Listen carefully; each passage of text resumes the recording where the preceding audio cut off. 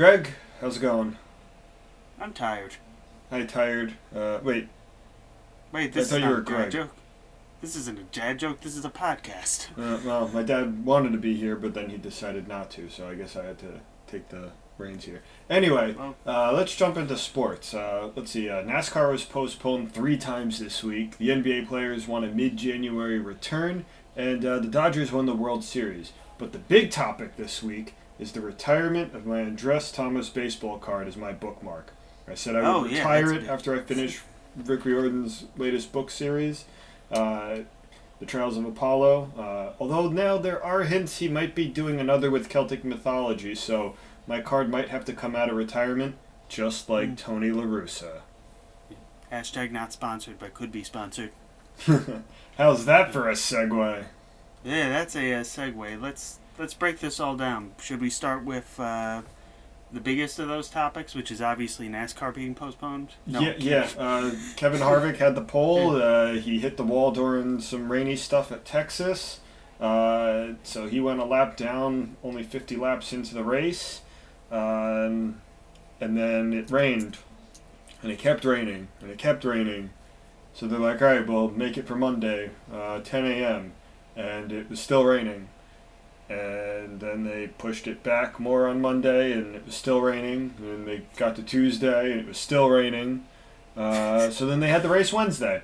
And Kyle Busch ended his 33-race streak, losing streak, to get a win and to cement 16 years in a row with a win, which is, I believe, tied for the most, or second most, of streaks for a win each year.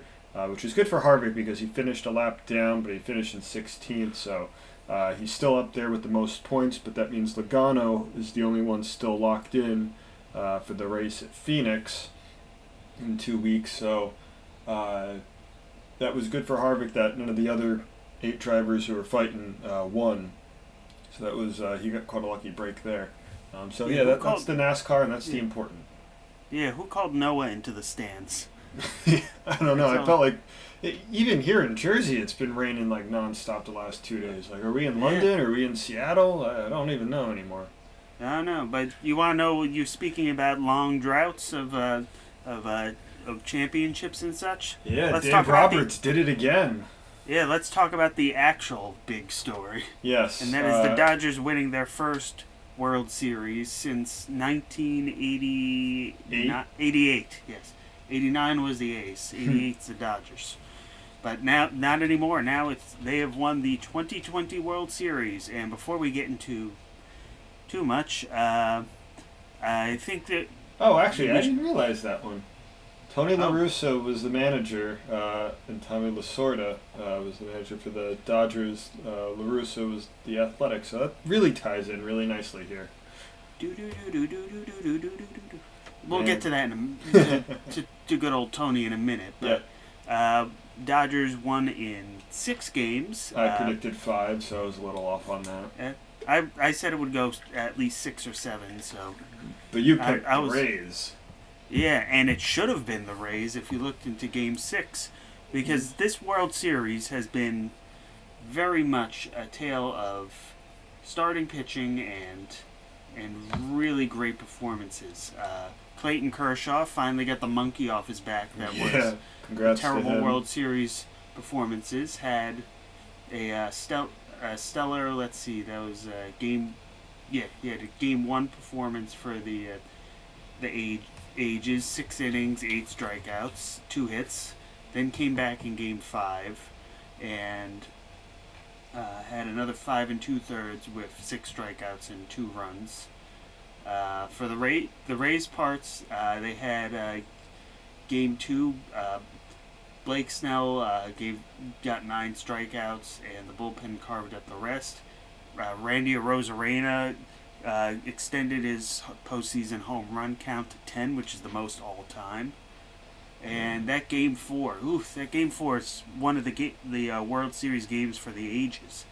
With 8 consecutive half innings with at least 1 run scored, and then a walk-off that consisted of the short version of if they hadn't moved Chris Taylor to center field, he would not have bobbled the ball in center on the game-tying hit. If he hadn't bobbled the ball, Randy Arozarena would not have come to score. I think it was Arozarena. Yes. Yeah. Yes, he it was was. rounding third there. Well, tripping around third. Yeah, he wouldn't have run to score and then proceeded to trip. He was like, Daniel Jones can do that. I can do it better and succeed. Yeah, and if he hadn't tripped, Will Smith wouldn't.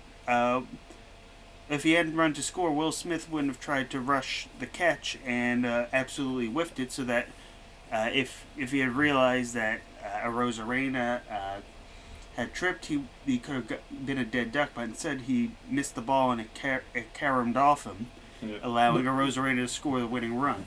So that is a heck of a game, and one of the games. I think I want to talk about the third base coach. What balls did he have? Ooh, the ball was still in shallow right field, and he sent Randy home. And Randy wasn't even touching third base yet.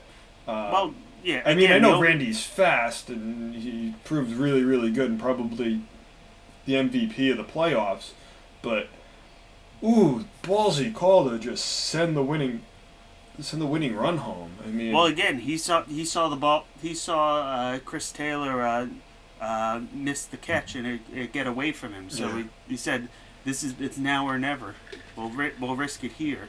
But all that was weighed to laced in Game 6. Yeah. And oh boy, everyone's mad about Game 6 in the Rays. So for everyone that didn't watch it, which includes someone on this podcast. Yeah. Hint, hint. Blake Snell was absolutely dealing. 5 1/3 innings, he had given up 1 hit, no runs, 9 strikeouts. This is a performance for the ages, and it was going to push them to the Game 7 winner take all, to likely Buehler versus Tyler Glasnow, a rematch of. Actually, not a rematch. I felt like Glasnow pitched 6 games in this series. Oh yeah, rematch of game. Yeah, rematch of Game 2. It was coming up. Number 9 hitter in the order, Austin Barnes, gets a single. So now there's 1 runner on, 1 out, and Mookie Betts is coming up for the top of the order. Now, importantly, the top of the order against Snell consisted of Betts, Corey Seager, Justin Turner, and Max Muncy. A combined 0 for 7 with 6 strikeouts, including 2 by Mookie Betts at this point. Kevin Cash pulls him from the game with 73 pitches, and that record and that performance pulls him out of the game for Nick Anderson, who has given up runs in six consecutive postseason appearances to this point. And he proceeds to promptly give up a double, then a RBI fielder's choice, and between that there's a wild pitch. 2-run score, and the lead is given up. And cue everyone on social media. I've seen the usual sports people, from Stephen Smith. Mm-hmm. You had John Smoltz. You had Patrick Mahomes. Frank Syndergaard Thomas. asked when the Rays can take out the manager. Yeah, I watched MLB.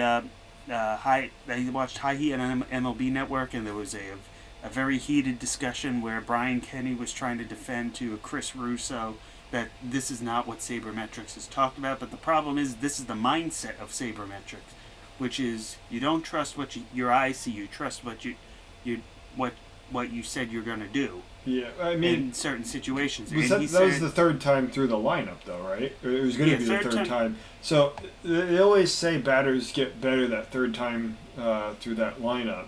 So I understand, but at the same time, you're dealing this good. You're feeling that good. You have not too many pitches on you. You gotta let him pitch. Well, that's the problem. That's the problem. The data said to leave him in. Oh. The said that I forget the exact numbers, so forgive me, But Blake Snell, third time through the order, maybe his average went up a bit, but it's like from 170 to 190. Yeah, it's still nothing. With 70 and plus the with Betts, Seager, and Turner having done nothing, Sabermetrics says that the data that you had at the beginning of the game slightly changed, and now says keep your guy in because he struck out twice already. He'll likely strike out a third time, and furthermore, the Sabermetrics doesn't say put in a pitcher who has been a sieve for the last several times you put him in. As much as Nick Anderson has been great in the regular season for the Rays, he was absolutely awful for them in the postseason. I mean, I guess the Rays were just giving back what the Dodgers did the previous game by letting Jansen pitch in the ninth. Yeah. So. Yeah, a lot of bizarre instances, but I guess as a bit of a segue to another storyline from this, I just want to talk about the last guy, since we're talking about pitchers. I'm really glad my boy Julio got to finish that game. He's been up and down with the Dodgers. He had a good, strong 2016. It was a 2017-2018 he was injured. Yeah. And in 2019 he came back and he pitched good, but they kept him in the bullpen, and he got a couple starts. He got 8 starts, but he had 37 appearances. So I mean, he came back late last year. Only 3 relief appearances and a ghastly 7.36 ERA. So they didn't have time to stretch him out. Yeah. So in effect, he missed all of 2017. And then was injury riddled the last 2 seasons. Mm-hmm. That he came. So 2020 was his first real stint healthy, but he turned into a good old fireman. Yeah, I mean, started a couple games. He put in some mad bum work this postseason. So let's see, he's got for this past postseason 6 games he played in, 2 starts, 4 wins. 1.17 ERA, a measly .65 WHIP. I think you're looking at his regular season stats. No, it's his postseason. Oh, it is postseason. Oh, yeah. No wonder. I'm looking at the wrong thing too. Yeah. I was gonna say, I'm like, what are you talking about? 7.37. Wait a second. That's his postseason. Yeah, that's his postseason. So he had 29 strikeouts and 23 innings pitched to only 4 walks. Only gave up 3 earned runs, 4 runs, 3 of them earned. I mean, he just did it all for him, embracing that lefty mad bum, and props to him. I think he's one hell of a player, and the Dodgers would be crazy not to give this guy a really good contract and help him win another World Series, especially when Would you believe he's only 25? Yeah, that's the crazy part even. Too. Yeah, he'll be he's on track for free agency at age 26 in a year or 2. Yeah, they gotta lock him up because he is gold with those rec specs. Yeah, but you know who's also a free agent? It's Justin Turner, and the Dodgers might have realized. He's sort of I don't know who goofed or what happened. But that was one of the other big stories that broke out with the World Series. So, what happened here? Was it the Game 2? His COVID test was inconclusive. So it's Game 5, I believe. Game 5's test. Or either that or the off day. In the middle of the game, around the 7th inning, they get a call and said that his test from the day before came up inconclusive, and they need to rush him a new test. So out of precaution, they pulled him at the 7th inning, and then near the 9th inning, they're informed it's COVID-19, the first case in MLB in 6 weeks, and a breach of their bubble. Yeah, which seems like really like I know like your family is there, but like Turner, I believe when St. Louis had their outbreak, he was like kind of criticizing that a bit. Yeah. So he seemed like he knew what he was doing. He was trying to get everyone to come and play and do what they need to do. So And that then sort they of win the seemed, World. yeah. Yeah, and then they win the World Series. He goes out without a mask. He goes up, celebrates, hugs, holds the trophy, kisses his wife. Basically, does everything you don't do when you have the virus. Yeah, well, allegedly. No, he was out there. I saw the videos. No. I know he was out there. I'm just saying with the virus because we've had a lot of false positives. True. It could have been a false, but I haven't seen anything that said it was a false positive. Yeah, we haven't seen anything yet. Yeah, so as of recording on the 29th, we have to assume that it was yes. an actual case. So yeah, and what MLB is now investigating as to whether other people helped him get back onto the field or if he just like killed everybody and ran on the field.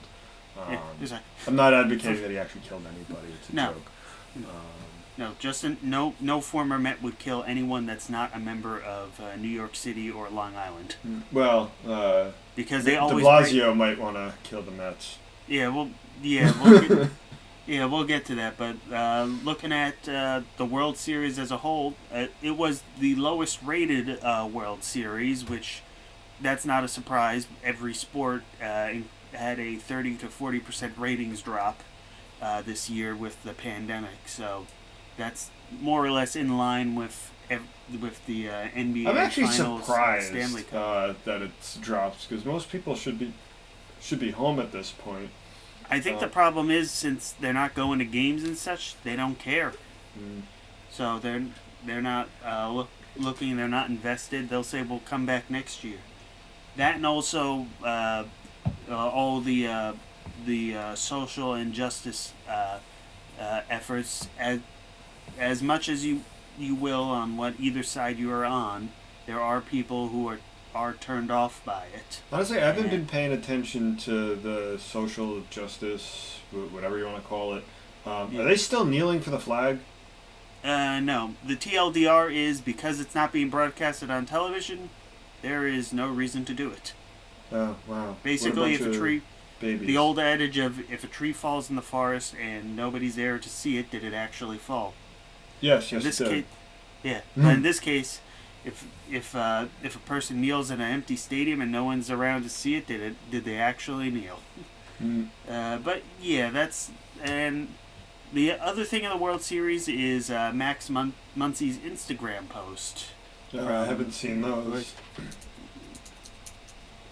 What was that all about? Oh, that you remember in February, a certain Rob Manfred said that in response to the Astros cheating scandal, that it's the World Series trophy is just a hunk of metal. Mm. So Max Muncy took a Instagram post with his trophy and said, "What a nice piece of metal." In other words, look for a strike to come in after the 2021 season because the players seem to have a very long memory concerning Manfred. But we'll get to that in a future episode as it gets closer to that date. Yeah, it's... never mind. I think I'm jumping sports here. Was it Corey Seager ended up winning the World Series MVP? Yep. So props to him on that. Yeah, Kershaw finally completed what many people are calling online the Ash Ketchum arc of missing out so close several years and then finally winning. Yeah. In a tournament that most people say don't count as well. So he usually does pretty well in his first starts of the year, unlike Ash. Yeah. Ash likes to lose to a level 5 Snivy that's never had a battle before, and Pikachu's beaten Dragonites and other crazy Pokemon. Yeah. Here's this great battle and to end off the run. Oh, here let's just reset everything for the next journey. Yeah, no. All right, but yeah, no. Props to Kershaw on that. Finally getting that monkey off his back. Yeah, and we can also cross off needing a World Series for guys like Walker Buehler, Corey Seager, of course, Max Muncy, other guys Bellinger. Bellinger, other guys that deserve it, and Betts gets his what the Dodgers hope is the first of many trophies the uh, with the Dodgers, and his second in his career. I don't know what they're gonna do with Justin Turner, whether he gets a suspension for next year, but he's also 35, so I don't know how many good years he has left.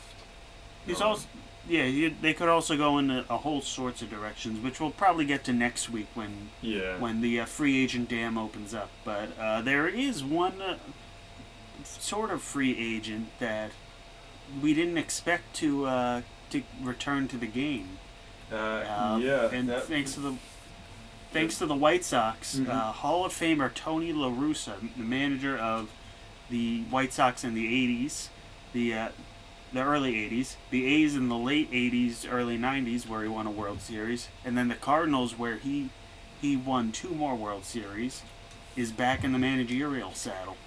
Yeah, I mean, everyone's sort of talking about it. He hasn't managed in 9 years. That's almost a decade. Yeah, his last managerial stint was Game 7 of the World Series in 2011? Yeah. Yeah, that was it. We said that was a Cinderella story, that there's no way he can top this, and he's gonna try to do it.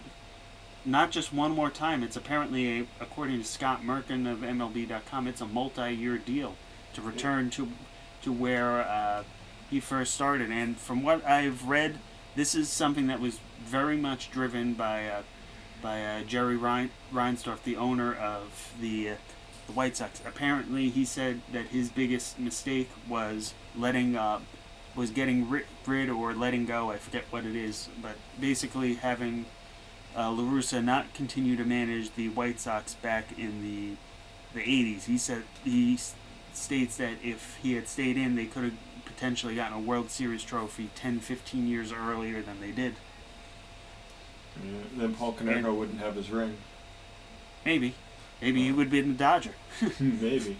But so this sort of brings up. I mean, we talked about it with Dusty Baker when he came back to pitch, if he would bring some old school mentality, because I mean we've been talking about a lot about analytics, but La Russa, he was in on that Moneyball, no? Kind of. He was one of the guys who started the recent trend of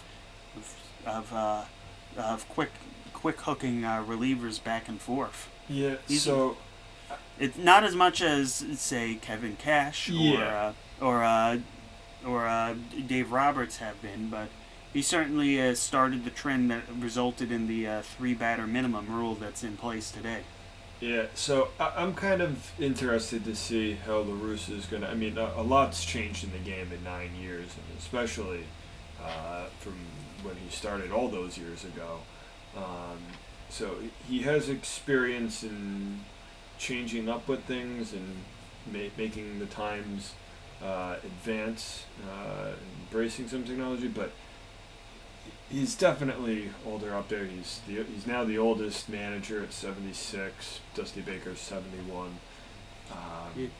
But also talk about the club he's inheriting too. Yeah, it's a very, very talented. I mean, they went from number 1 seed in the AL to dropping to what, 5th, 6th. Dropping to 7th. 7th. They were the third. They were the first wild card seed, thanks to a let's see, 1, 2, 3, 4, 5, 6, 7. A 3 and 9 skid to end the season. Yeah. So. Which is why Rick Renteria is not in the position of managing guys like Jose Abreu, Eloy Jimenez, Luis Robert, Yon Moncada, and Tim Anderson, and that enviable young starting pitching too. Yeah, so I'm interested to see how he's going to adapt to all this technology and whatnot, or if he's going to be able to embrace all of that. How much he's going to fully have in charge. Because as we sort of learned a little bit, I think, about the Yankees, Didi giving his thoughts on some stuff, was that management sometimes dictates sort of like the batting order and whatnot sometimes. Oh, that's been the case for several years. Yeah, no, I know, but it was just sort of like a big thing is like why he might not come back. Yeah, but he was also a special advisor to the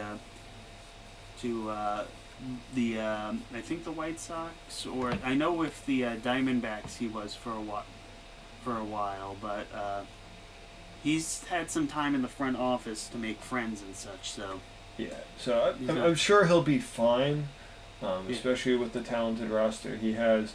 But it's going to be interesting to see how much of a difference he can make on this roster, and see if he can get them to win that division and that elusive World Series they haven't won in now 15 years.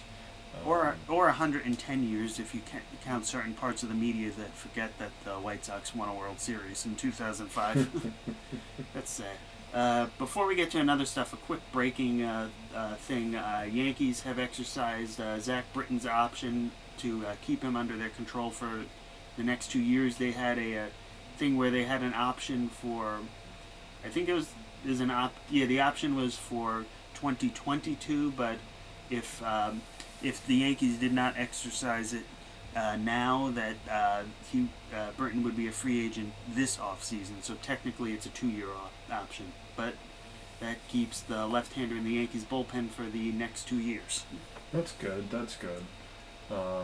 He's not that lights out like he was with Baltimore that 1 year, but he's still a very reliable. You could do worse. You could do a lot worse than that.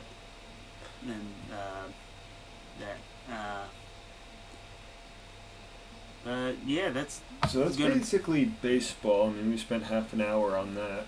I mean, the World Series just happened. Yeah, so I mean that was the biggest thing, which gave LA 2 wins in the championship column. Tampa Bay's got 1, so Tampa Bay is going to look to try and set that and tie that up come February if we make it that far.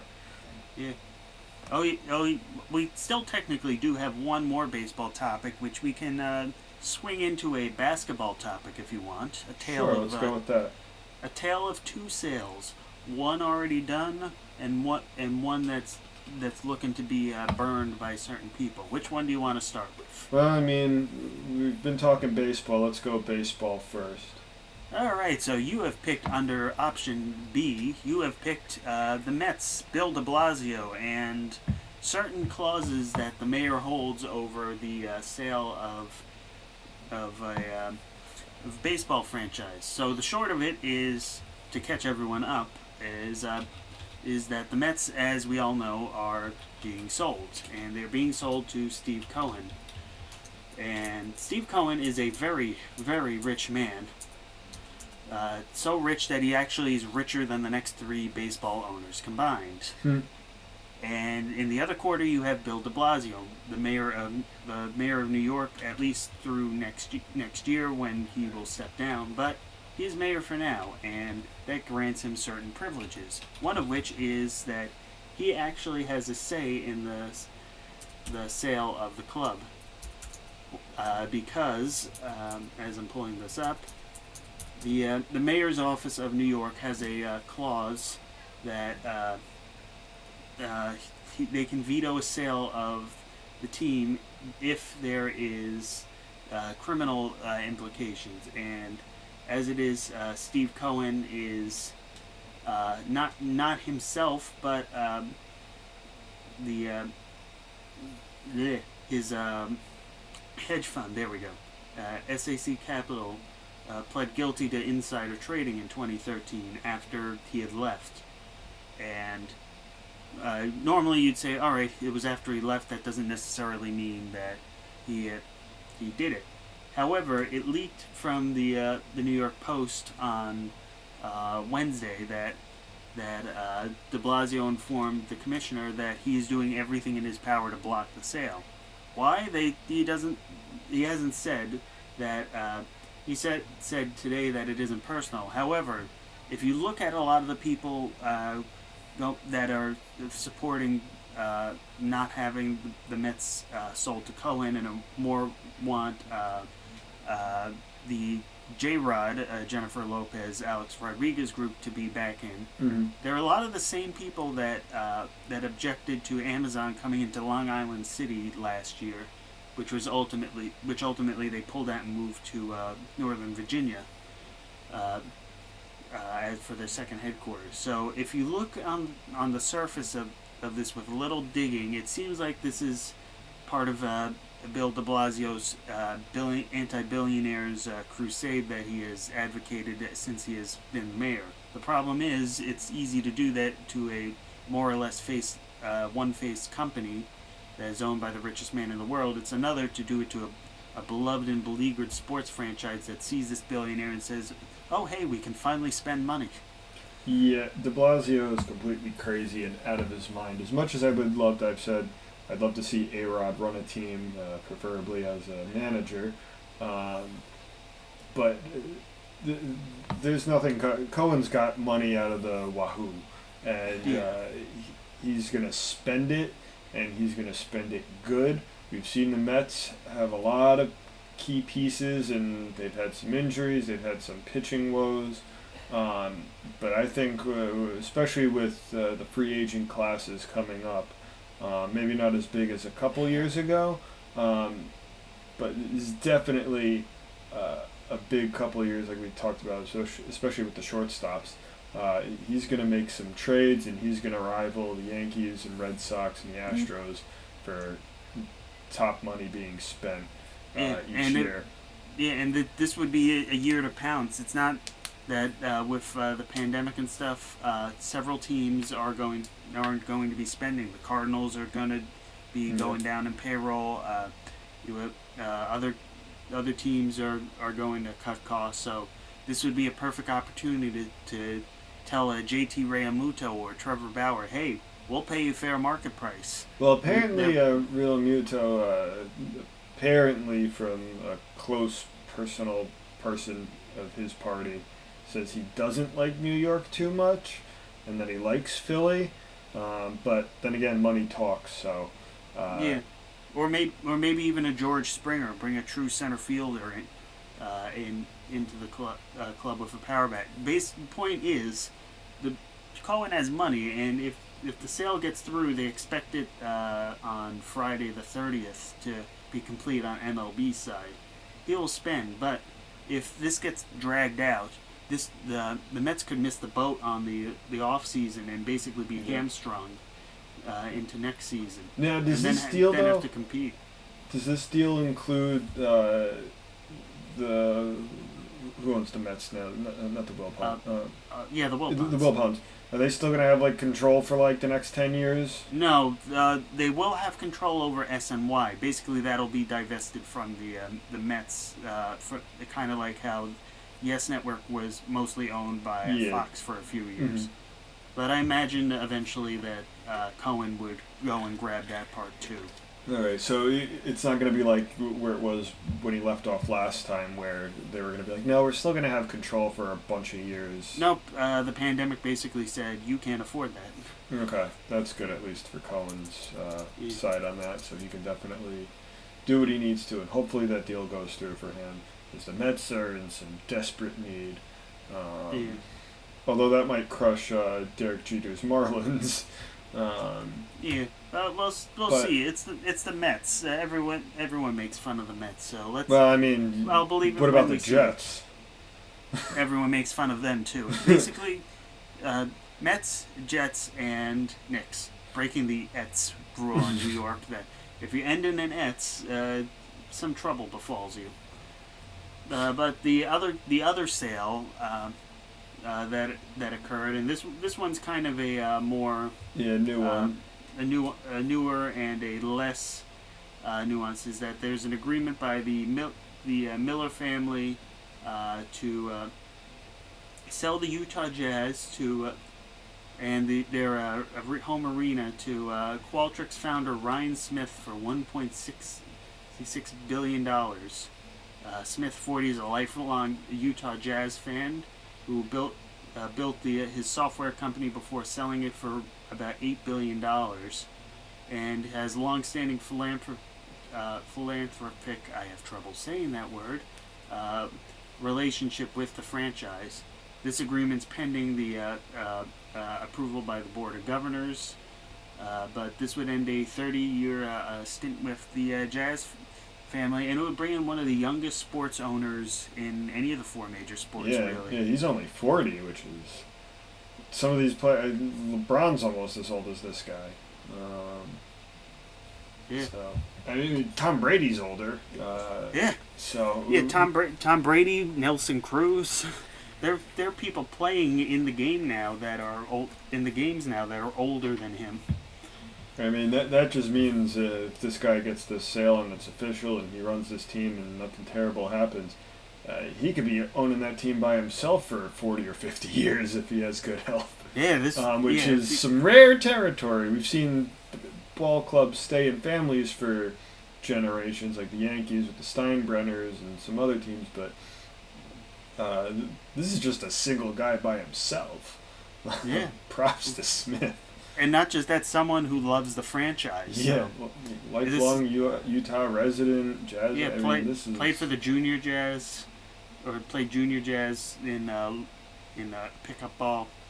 But he's owning a franchise that has very quietly put up fantastic numbers. Since the 89-1990 season, only the San Antonio Spurs have a better winning percentage than the Jazz, who have 16 50-win seasons, 9 division titles, and 2 Western Conference Championship finals since Gail Miller, the matriarch, owned it.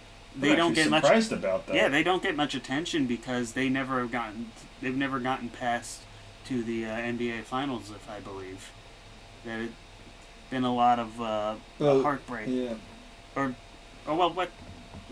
They don't get as much limelight as the Lakers or the Warriors or the Celtics. But maybe this sale would be the final push. Now, the other thing is that this wasn't a surprise. Gail Miller's 77, and in 2017 put the team into a legacy trust in order to keep the franchise in Utah for the long term. That they wouldn't move to another city that could. Considering this guy's a lifelong Utah resident, I don't think this is going anywhere. So, yeah. And he's got guys like Donovan Mitchell on that team, so he's got a nice young core. And he's got one that's coming off a postseason appearance. So this is a franchise that's in a win now mode already. So. And Gail Miller and her late husband Larry are credited with saving the Jazz in the mid-1980s when there were fears that financial difficulty would have caused the sale and move of the team. They will retain a minority interest in the team after the sale. But this is a good movement of someone who's clearly motivated to bring good things to the franchise to keep doing that. Yeah, and he's young enough, too, to adapt and relate to some of these players. I mean, we said that he played basketball, not professionally, but he envisioned himself there, so he knows what it takes to be on the court, to see things. So I think this is a guy that is going to have the knowledge to run the team, just from what I'm reading here I'd say on paper, but it's on the computer. But just reading the text here, it seems like he knows what it is. He's going to be able to relate to these guys, unlike some of these guys who are 80 years old and don't really know anything about the game other than I've got money and I'm going to look good. Like a Lincoln of the Pirates ownership. Yeah. The poor beleaguered Pirates. Yep. I guess to segue, even though it's not really a segue, I'm not really too much into MMA or UFC, but I'm going to butcher this name so terribly. Was it Khabib Nurmagomedov? Bless you. Yeah, good thing my dad's the only one listening. He'll tell me about that later. I did not do my homework and listen to the name, because I just remembered this now. But yeah, he has finished his MMA career after his father died from COVID, and he finished, I believe, 29-0. Yeah, 29-0. He's 32 years old. He basically just said, "I can't do this without my dad here right now." So he made that promise to his mother, and he won his final match and called it quits. So I don't. I assume he's gonna stay, but you never know. Maybe he's got a Conor McGregor in him, and decides to come back again. I don't know. Money talks. But we'll have to see. Also, speaking of money, who is the head coach? We have for the Ole Miss Auburn game, head coach Lane Kiffin was fined $25,000 for his complaints about the officiating, because on the kickoff, the Auburn player, the ball tipped his finger, and the play should have been whistled dead, but it didn't.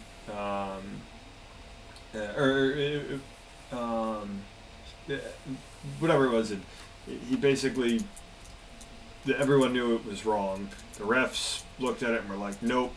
Then the SEC came in and was like, yeah, no, the refs were wrong. But even though Kiffin said the refs were wrong, and they're like, yes, they were wrong, but we're still fining you. So, college football is crazy. It's stupid. They're just a bunch of money whores. I know we try and keep that a little PG, but I really do not like how college sports is run. I was watching a video the other day about some former Olympic skier, and he made the Olympics before he went to college, and he paid his way through school, so he wasn't even on a sports scholarship.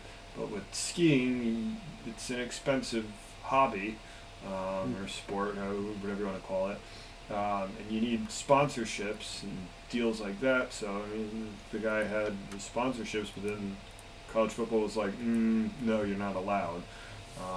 He fought it for like 1 year, but he only got to play 2 years, and then he didn't have a very successful pro football career. But you see stuff like this all the time, and it's really sad that college football can't really get things together properly. Yeah.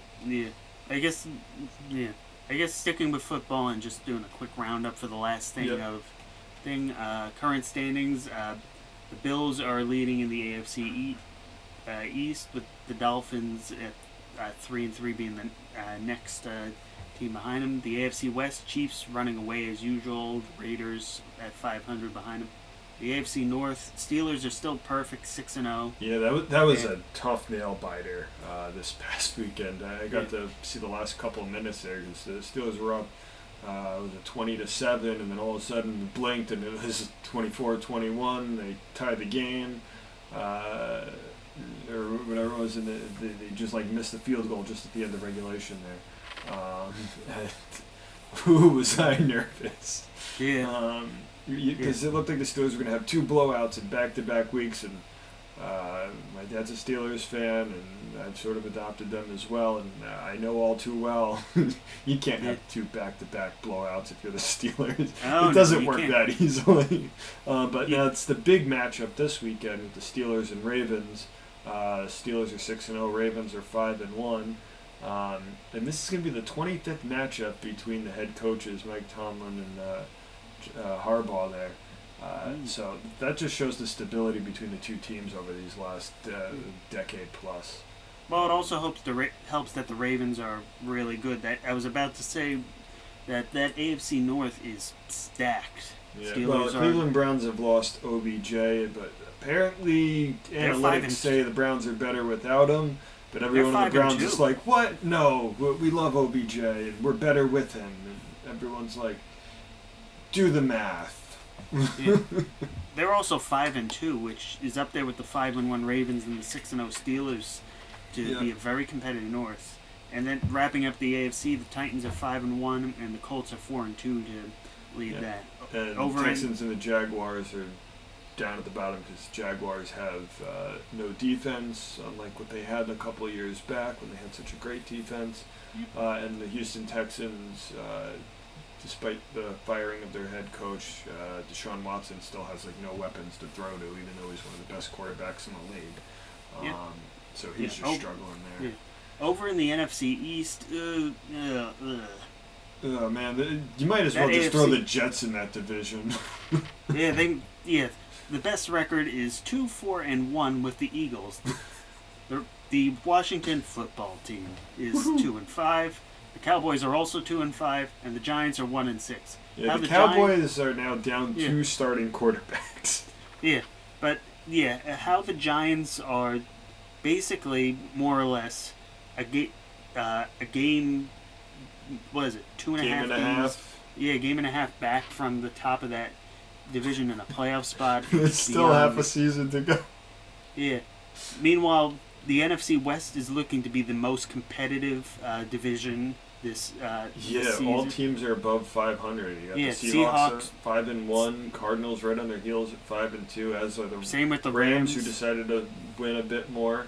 And the 49ers have come to life, winning 2 in a row now. Are now sitting at 4-3. Yeah, well, the joke was for the Rams when they lost 2 weeks ago. They said that they gave the energy to the Dodgers to overtake the Braves. So now that the Dodgers have won, they got their they got their energy back. What was it? What did it cost for the Falcons to get their first win? The Braves. Yep. Meanwhile, in the NFC North, quote unquote pissed off Aaron Rodgers as leading the Packers to a 5-1 start. The Bears are right behind them with Nick Foles and their 5-2 record. Lions are Lions, and the Vikings are a disappointment. Sorry, I read NFC South. I was like, Rodgers isn't in the NFC South, but you said North, and I thought South. Yeah, in the South is Tom Brady and and Drew Brees, who are 1-2 respectively, with the Buccaneers and the Saints. The Panthers are 3-4, and the Falcons are the Falcons, and living up to that Atlanta team hype of we can't do anything right. Yeah, I guess to go back to that NFC West with the Seahawks-Cardinals game, that was Seahawks jumped out early, and then the Cardinals clawed their way back, tied it up, and Russell Wilson had a 3-pick game, something he doesn't do very often. He does not throw interceptions, and he just had a really bad game. Even Pittsburgh, Big Ben had, I think, 3 picks, but the Steelers were able to bail him out the defense there, coming up with some key stops. But let's talk about that DK Metcalf rundown. Oh, boy. The Cardinals, they intercept the ball and run it back like 85 yards, and Metcalf took off. He was like 12 yards behind the defender, and he chased him down, tackled him, and I believe that it ended up only being a field goal, I believe.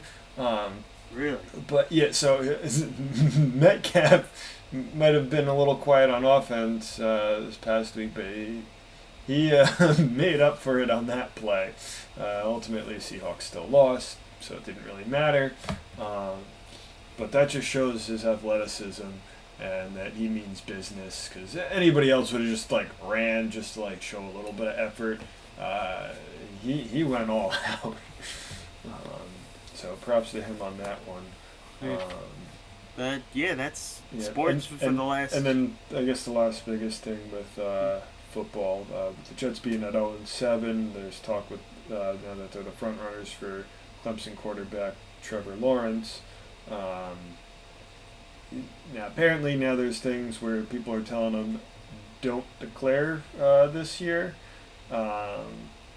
So that's going to be a thing. I mean, if I was him, I wouldn't declare either, but not mostly because of money reasons. Yeah, because with the current climate of sports, just like I said with Wilpon and capitalizing on a quiet market that's strapped for cash in baseball, whoever was going to get that pick, be it the Jets, be it the Giants, be it the Falcons, whoever gets that number 1 pick, they're not going to give him as much of a bonus as number 1 picks of years past got. So he would be if by a financial standpoint, he would be better off just sticking around one more year, wait for the pandemic to settle, Yeah. and then as they recoup. I mean, then money, there's always get a that little thing, more. though. Do you get injured now? Well, that's it's- always a big opportunity. And yeah, you might. It's betting waste- on yourself. Yeah. So there's always that. But speaking of Clemson, though, their opponent in not this upcoming week, but on the 7th, Clemson will play Notre Dame Fighting Irish. And Notre Dame's played like no teams this year. Clemson's really going to be the only team they're playing. It's really ranked. And they're going to play University of Northern Carolina, but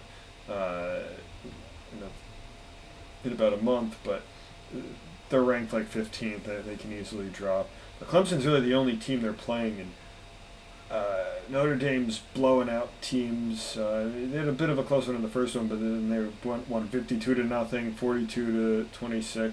They were close against Louisville, 12-7, but that defense showed up. And then Pittsburgh, they won 45-3. I don't know. I don't understand how college football puts their schedules together. I know Notre Dame's sort of just like floating around with the pandemic this year with who's in their division, sort of. But this is going to be a big thing because it's looking like Notre Dame's in the ACC this year now. So they're right behind Clemson. So that could be the decider of who wins that division and gets a number 1 seed to go to the playoff format this year. So that could be the big thing. Yeah, that's sports in the week. That was. Yeah, and now we're just now we're just out of the Big Four. We're just gonna have football. It's and hot NASCAR. stove But NASCAR the only Big for a couple Four. more weeks. The Big Four.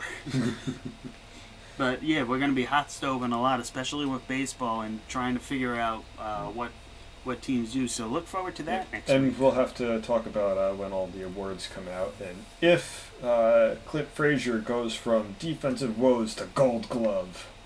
That'll be great. So for now, that it's been a pleasure. Wash your hands, wear that mask, go vote this week. Yes, remember to vote, even if your state is completely blue and or red. Vote doesn't matter. Your vote might not matter for the presidential races, but it definitely matters for your local and congressional races. Yes, so yeah. Vote at least for that. Vote. Yeah, if not for Trump, if not for Biden, for your local candidates. Yes, and if you still don't want to do that, then vote for Richard Pryor and vote none of the above. Vote Mickey Mouse. No, we don't want that. We don't want Disney more power. No, haven't you heard the Disney overlords are here to stay, and I for one welcome them. Disney Plus for all. Yeah. See you next time. All right. Bye.